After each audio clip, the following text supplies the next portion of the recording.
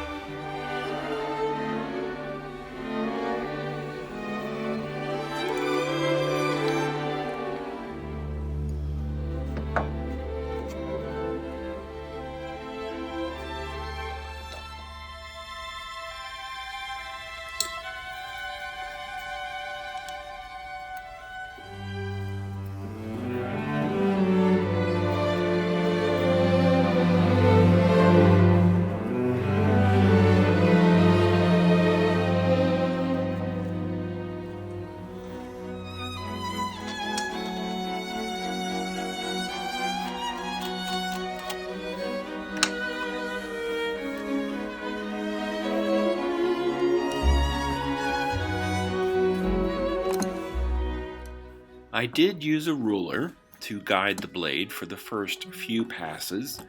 Now, though, I'm just making the cut deeper before I snap it apart.